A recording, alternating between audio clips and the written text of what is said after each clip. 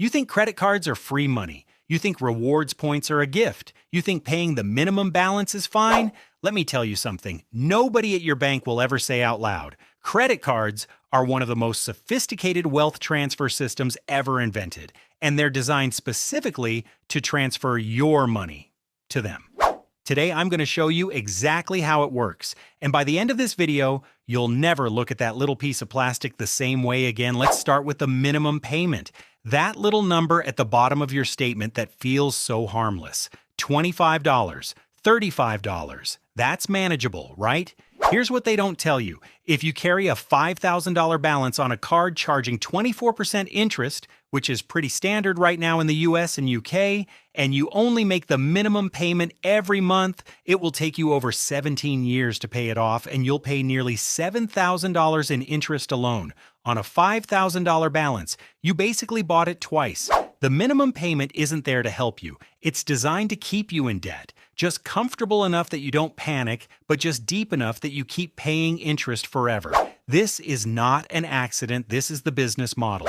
Now let's talk about rewards, cashback, points, air miles, because this is where credit card companies are genuinely genius. They figured out that if they give you 1% back, you'll spend 15% more. Studies have literally proven this. When people pay with a credit card versus cash, they spend more. They feel less pain at the point of purchase. The reward makes the whole thing feel like a deal, like when in reality, you've been played. And where does that cash back actually come from? It comes from the swipe fees charged to merchants, who then raise their prices for everyone, including people who pay with cash.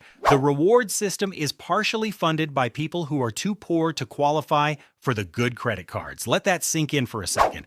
And if you ever carry a balance while chasing those rewards, the interest wipes out every single point you've ever earned. Times 10. Here's where it gets really dark. Credit card companies spend millions on behavioral psychology, figuring out exactly how to get you to spend more and pay less attention to your balance. First, the credit limit. When they increase your limit without asking, they're not doing you a favor.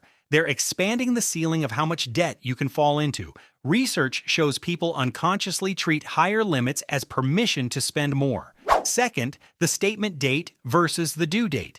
There's always a gap, usually 21 to 25 days. That buffer makes it feel like the money isn't really gone yet. It's psychological distance between spending and consequence, and it works. Third, the interface.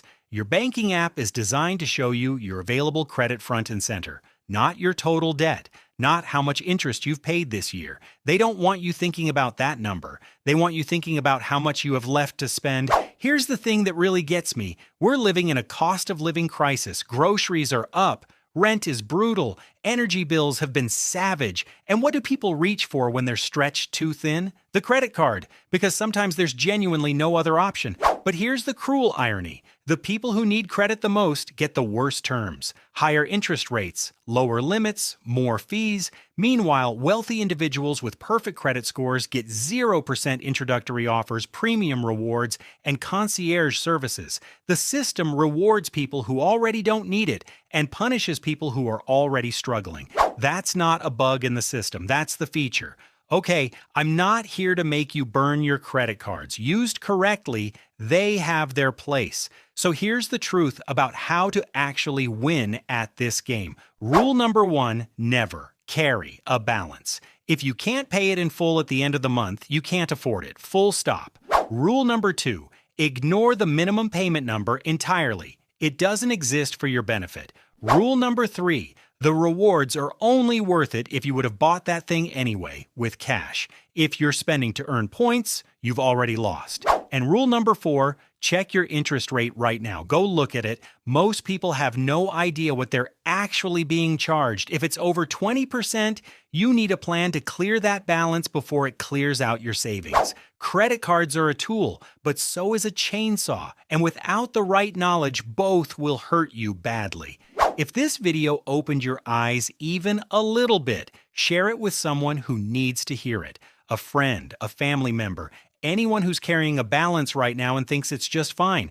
Drop in the comments, what's your current APR? Let's see just how much these banks are quietly charging you. Subscribe if you want more real talk about money.